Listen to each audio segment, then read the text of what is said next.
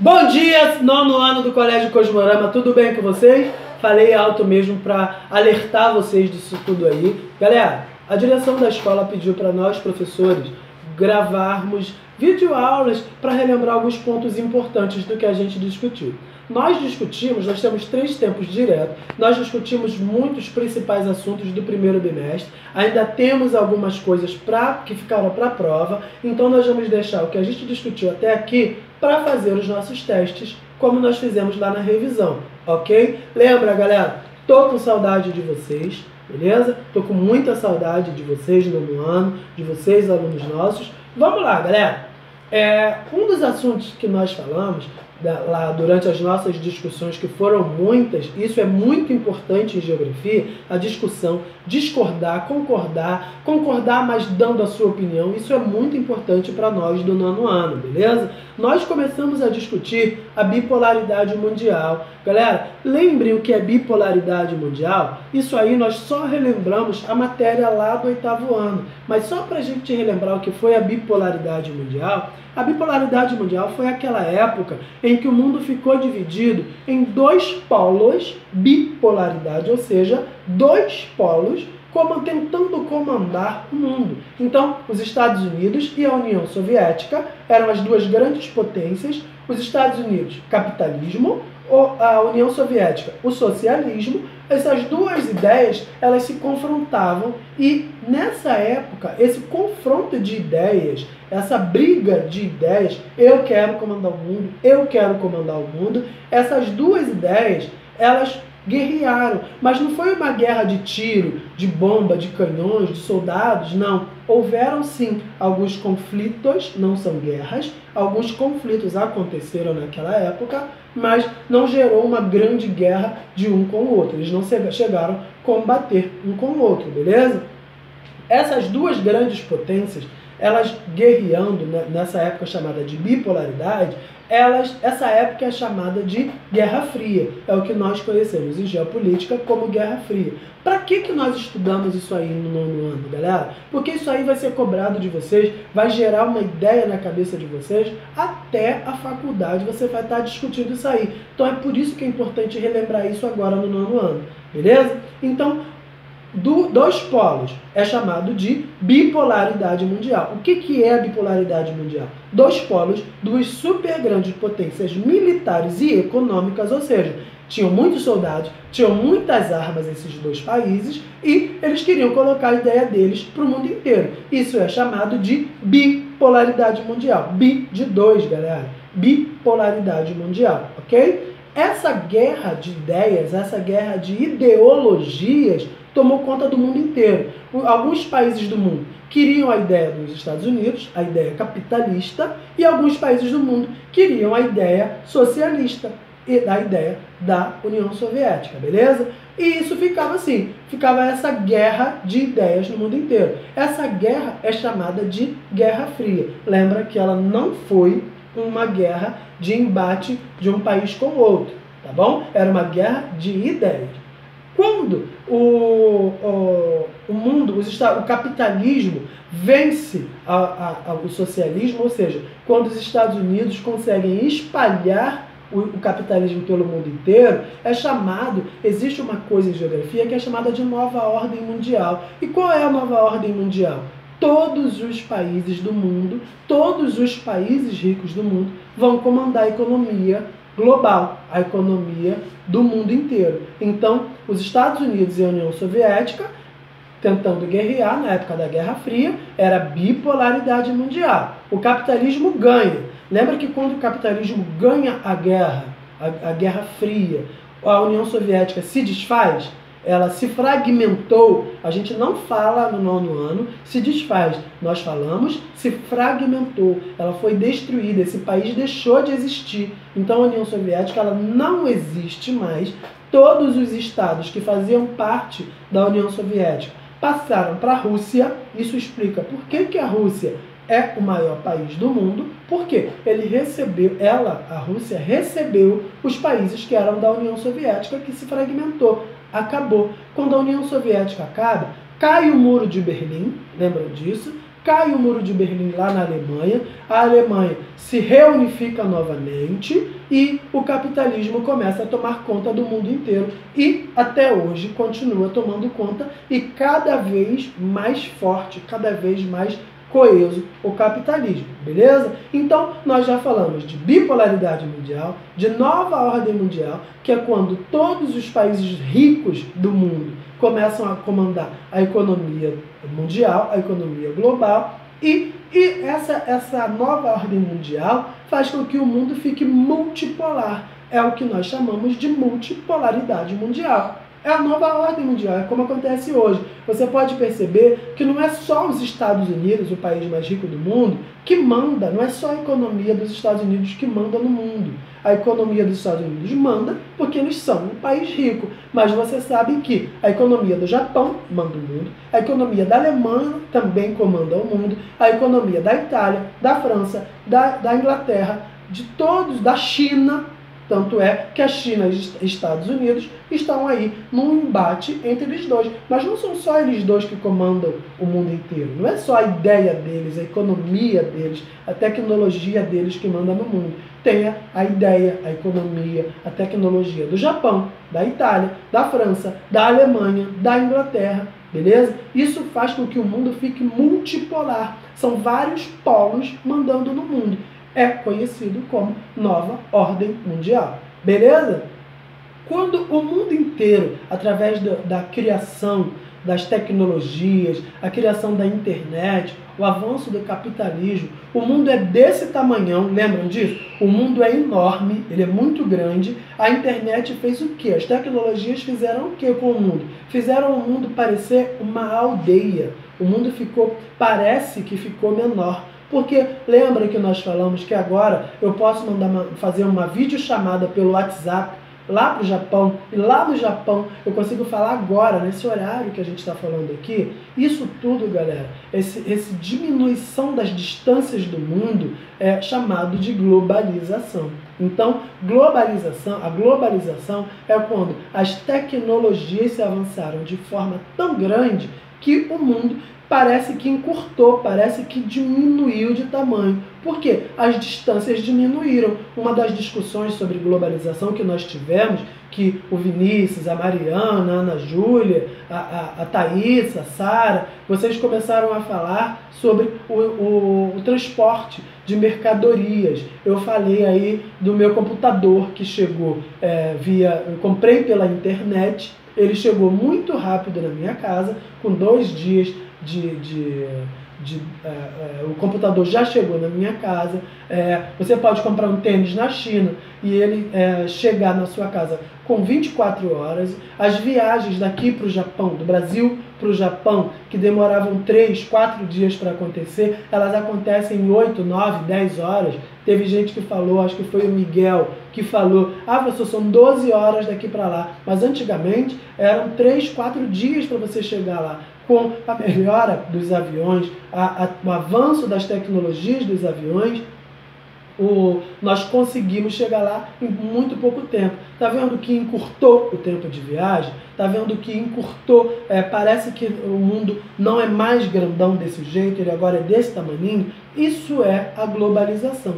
Explicar a globalização você pode explicar de diversas formas. E é por isso que você vai usar a sua folha que você me entregou lá em aula. Lembra que vocês fizeram um papelzinho e me entregaram? Esse papel foi corrigido. Para você que não colocou nome nessa folha, essa folha não foi corrigida, porque eu não sei com quem eu estou falando. Foi pedido a vocês, mas quem colocou, eu sempre dei algum adendo, eu sempre coloquei alguma coisa na parte de trás, na parte da frente. Então, tá lá com visto sobre onde tem que melhorar, onde tem que falar um pouco mais, para você poder utilizar isso na prova. Você vai poder utilizar isso, você vai ver que tem uma questão, 1 ou 2 questões que vão falar sobre isso no nosso teste, então você vai discutir isso de uma forma bem ampla, beleza? Também no nosso teste, nós discutimos as 4 revoluções industriais. Nós passamos muito rápido pela primeira revolução industrial, que aconteceu lá na Inglaterra, beleza? Nós não precisamos entrar muito nela, a gente só precisa saber que a Revolução Industrial foi quando o capitalismo começa a se consolidar, ele começa a avançar no mundo inteiro. Ela acontece, inicialmente na Europa, inicialmente na Inglaterra, e se espalhou primeiro ali pela Europa. Quando as primeiras máquinas começam a surgir, lembra que eu falei do tempo que se demorava a fazer roupa na mão, no tear? Eu dei até o exemplo da Cinderela, aquela máquina que a Cinderela usa, que a Cinderela fura o dedo, a Bela Adormecida, fura o dedo, lá a menina da Malévola, aquela agulha ali é da roca de tear. A roca de tear era usada para fazer roupa. Ali demorava-se 2 semanas para fazer uma calça, uma blusa. Com a criação das máquinas de costura, as primeiras máquinas de costura, essas roupas começaram a ser feitas em 2 horas. Isso começa a aumentar o consumo de roupas no mundo inteiro, principalmente na Europa. Isso explica por que a Europa tem as indústrias mais desenvolvidas e explica a hegemonia, o poder da Europa sobre o mundo inteiro. Porque a Revolução Industrial, a primeira Revolução Industrial, acontece lá na Inglaterra e na Alemanha, ali naquele espaço geográfico chamado de Europa. Beleza?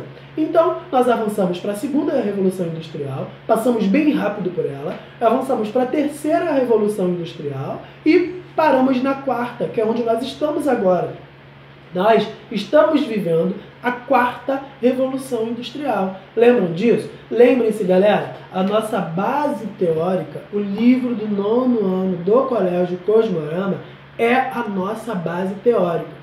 Tudo que nós conversamos, a minha base teórica foi tirado, o meu planejamento de aulas foi tirado do nosso livro. Não busca essas informações na internet, não tragam essas informações de internet para dentro de aula, a não ser que elas concordem com a nossa base teórica, que é o do sistema PEC que nós utilizamos no Colégio Cosmorama, ok? Lembrem-se, isso aqui é o mais importante para essa discussão. A nossa prova vai ter todas as nossas provas no 9º ano, vai ter muita análise geopolítica. Então você tem que estar craque sim em redação, em vírgula, em ponto, em paradas, em ideologias, sim. Você tem que ter uma opinião a dar para fazer uma análise de geopolítica. A geopolítica é como os países do mundo interagem um com o outro. Você vê que nós estamos falando de vários países e não de um só, de vários locais e não de um só.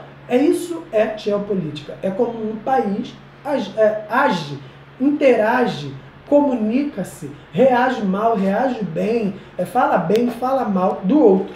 Isso é estudado por uma parte da geografia que é chamada de geopolítica. Essas análises geopolíticas vão te acompanhar a partir de agora do 9º ano para a sua vida inteira. Você vai ficar velhinho ainda discutindo coisas da geopolítica. Aconteceu nos Estados Unidos. Estamos vivendo uma coisa que a geopolítica explica. O coronavírus começou lá na China, essa é a primeira ideia que nós temos. Rapidamente, por causa da globalização, que é trazida pelas tecnologias, principalmente pela internet, essa globalização do mundo fez com que o vírus se espalhasse muito rápido pelo mundo. Isso é explicado pela globalização. Essa é uma explicação de globalização. Por que o vírus se espalhou muito rápido? Porque um avião para vir da China para a Itália, para ir da China para a Itália, ele vai muito rápido. Em 2 horas, tantas horas, ele chega na Itália. Saiu da China rapidamente, está no Brasil. Por quê? O avião chega muito rápido no Brasil. Produtos vêm muito rápido da China para o Brasil. E você sabe que tocou aqui alguém com coronavírus. Mexeu no nariz, ou tossiu, espirrou, tocou aqui, isso aqui chegou até mim, quando eu respirar, o vírus chega a mim. Por quê? Isso é muito rápido. Isso vem no navio, isso vem no avião de forma muito rápida. As pessoas, a forma de transmissão do vírus, se eu tossir perto de você, o vírus vai chegar. Então, se eu estava na China, há um dia atrás, peguei o coronavírus lá na China, eu chego muito rápido no Brasil, porque a globalização me permite chegar muito rápido, eu pego um avião e um dia eu estou no Brasil, eu ainda estou com o vírus está incubado em mim, eu chego, tuço perto de você, espirro perto de você, toco no meu nariz, toquei nesse produto, você toca também, toca no seu nariz, por isso que é importante lavar as mãos. Isso tudo, a globalização explica perfeitamente uma coisa que nós podemos pegar, capturar e levar para os nossos testes, levar para a nossa vida. Deu para entender? Essa própria troca de informações que nós estamos tendo aqui através de uma página no YouTube, de um canal da escola no YouTube, isso também explica a globalização. Eu estou num lugar bastante longe de vocês e consigo alcançar vocês para essa videoaula. Isso também explica por quê. Estamos nos utilizando de interações tecnológicas, nos utilizando da internet, um celular que tem câmera com internet, um computador que tem câmera com internet. Você vê que tudo isso chega muito rápido, a informação é trocada muito facilmente, muito rapidamente.